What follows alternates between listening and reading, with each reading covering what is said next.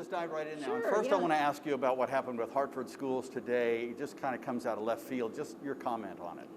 Well, we just learned this morning, Commissioner Cardona and I were visiting a New Britain elementary school because New Britain is opening their schools, and we learned that this morning the Hartford Public Schools were being held for ransom and their IT system is in disarray.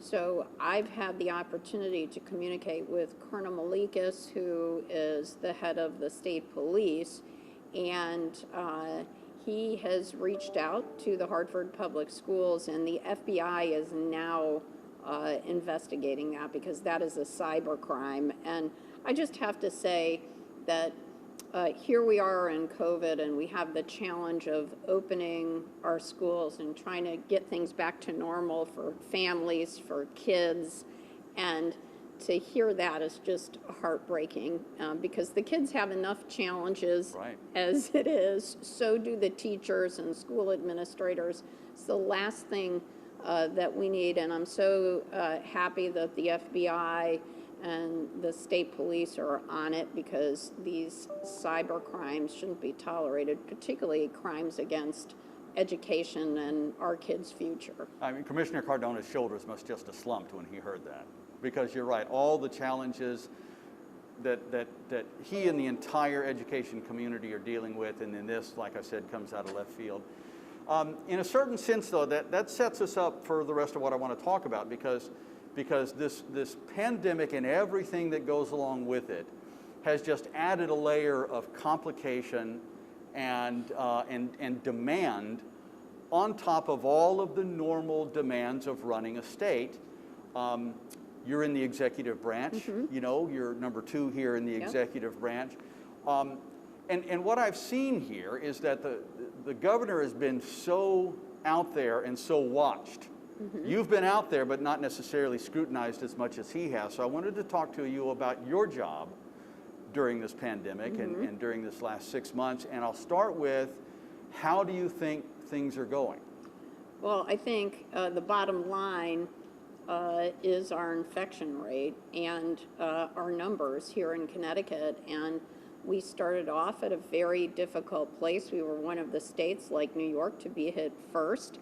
And we jumped in and listened to the CDC and our public health officials and the medical community, and we were able to get our infection rate at a very, very low level. And it took a couple of months of really hard work and building an infrastructure, because there was no national stockpile. We found that out, and our purchasing department went to work amassing PPE and everything else that was needed to fight this pandemic. What was the atmosphere like inside the Capitol here during those early days when everything was such a struggle, getting the PPE, fighting with larger states, everyone sort of fending for themselves? What was it like inside this building? So I think one of the reasons that we were successful is from the beginning, the governor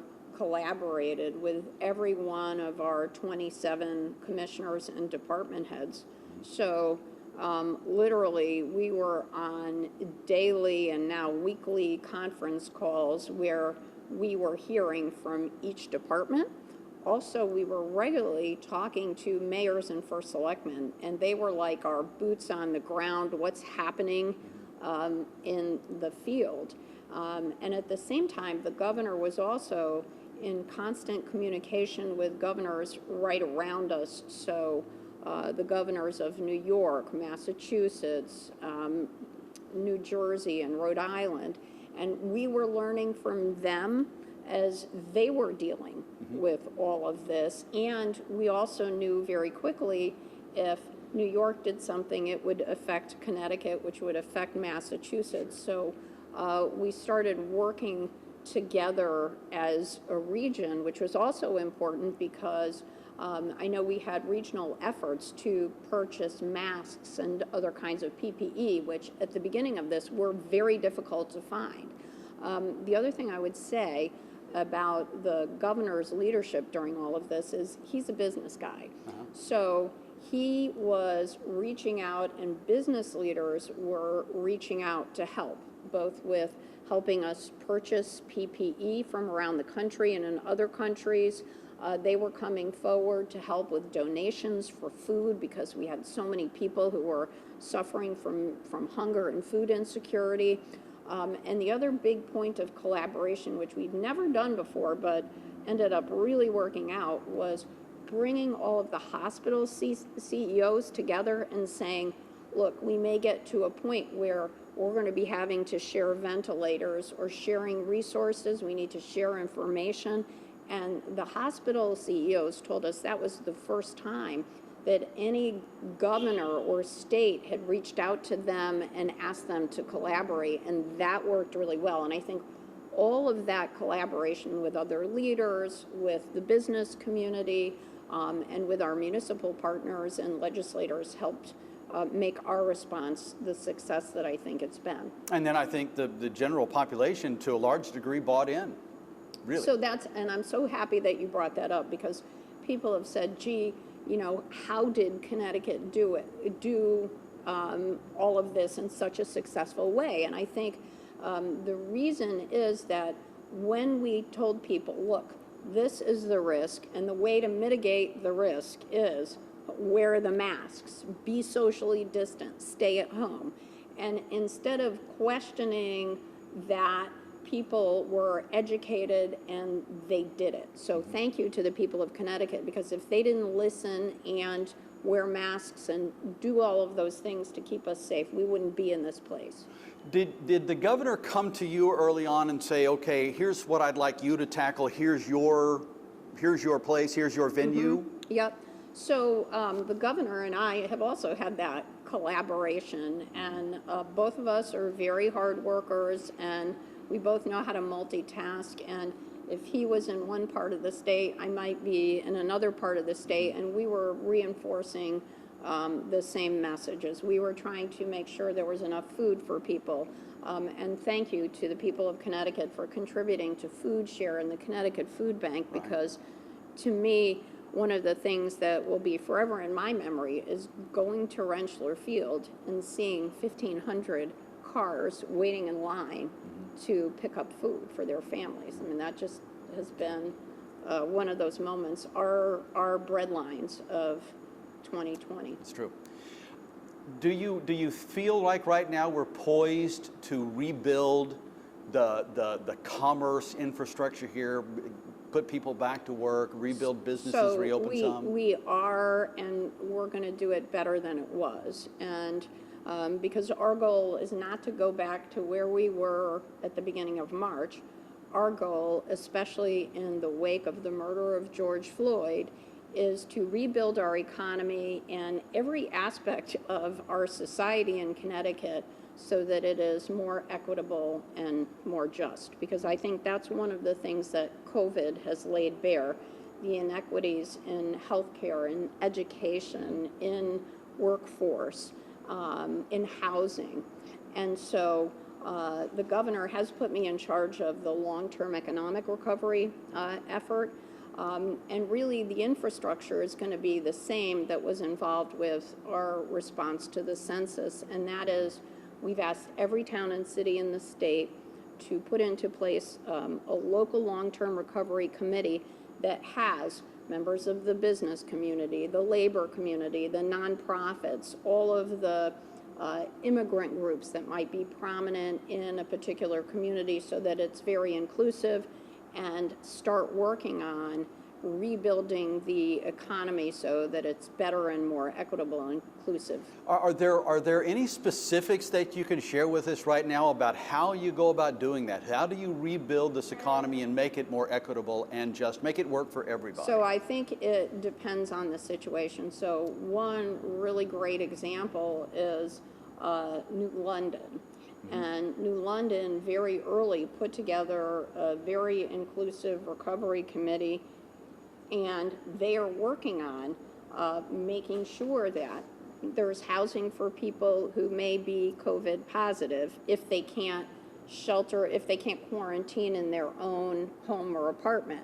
They're trying to make sure that they build back the restaurant community that was very vibrant when Conn College was in session, and now they've got some empty storefronts. So they were on it right away, and I think that's really important. And I just talked to the Danbury Long-Term Recovery Committee, and they're a community that's already struggling with a little bit of a spike, but they know that it's really important to get that public health piece under control, because you can't rebuild your economy until everybody's healthy.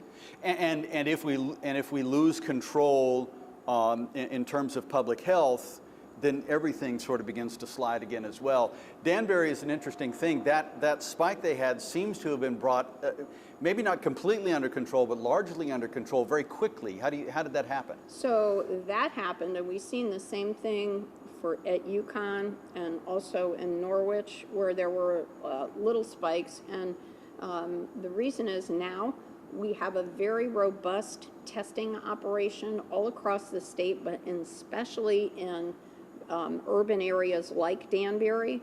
And so having that testing is very key. And the other thing that's really important is a robust contact tracing operation with, and it's a collaboration between the local public health department, the state public health authorities as well. And so that's been able to keep any blips, just blips, and not full-blown outbreaks.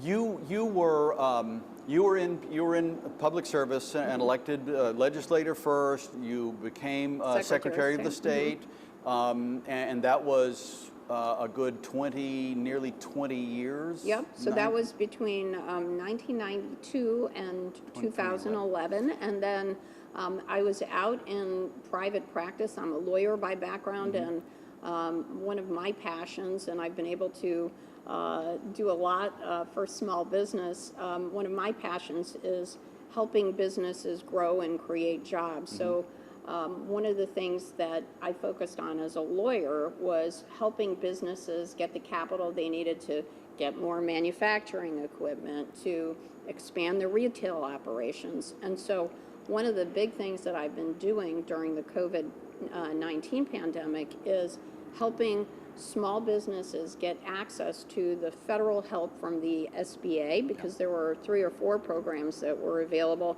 And also our state economic development department had small business loans, and especially loans targeted for women of color and the smallest businesses, which you worry about, because once they go out of business, they may never come back. Right. So I spent a lot of time during the pandemic making sure that people had the information that they needed to apply successfully for those programs.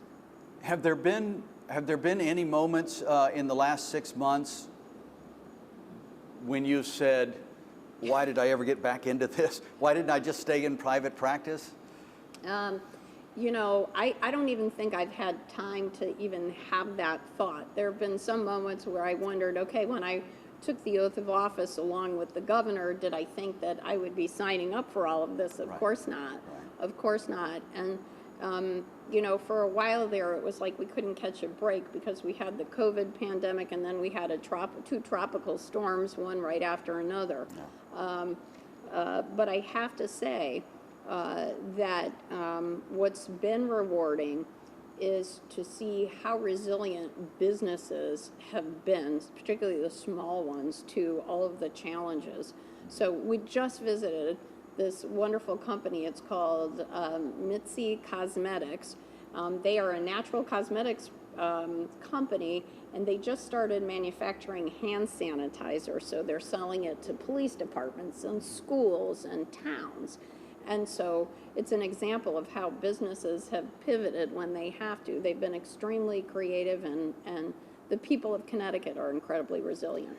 Have there been any moments when you had reservations about some decisions that were coming out of this building, when you thought, I'm not sure we should go that direction, we should maybe try this instead? Look, I think the toughest decisions that we had to make have been around reopening the economy, and there was always a balance of how do we keep people safe, and how do we make sure that our economy continues. So those decisions, were not easy, but they were the reason, I think, that our infection rate is as low as it is. And I'll say, the governor was very clear at the beginning that he wanted to keep manufacturing open, that was an essential business. So some of our companies like Pratt & Whitney, United Technologies, Hamilton, they've all been going very, very strongly, and I think that's one of the reasons that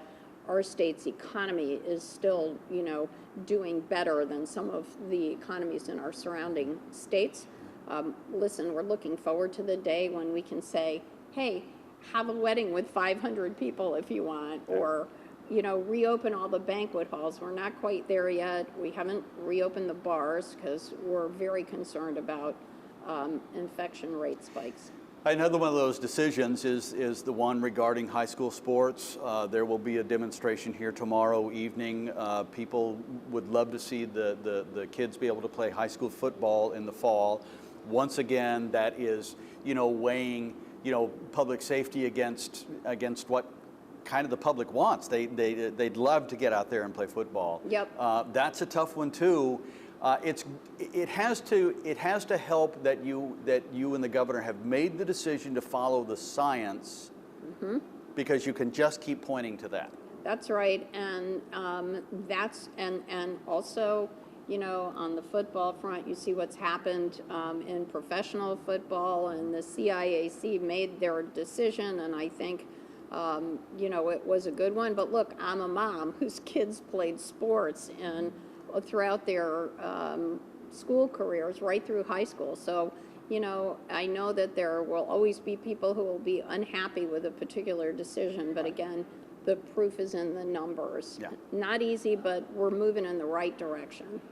So I interviewed the governor a couple of weeks ago, and the last question I asked him, I want to ask you, just give me a little mini state of the state address right now. So, look, we are seeing, because of our very low infection rate and because of our beautiful quality of life, that people from other states are wanting to come and move here. And so our real estate, whether it's in Fairfield County, whether it's in southeastern Connecticut, is doing remarkably well because people from other states want to come here where they can have a great quality of life, where we have wonderful schools. And so, fingers crossed, we're doing really well, and I think we are poised to come back even better. Great. Okay, good. Hold on there for just a second.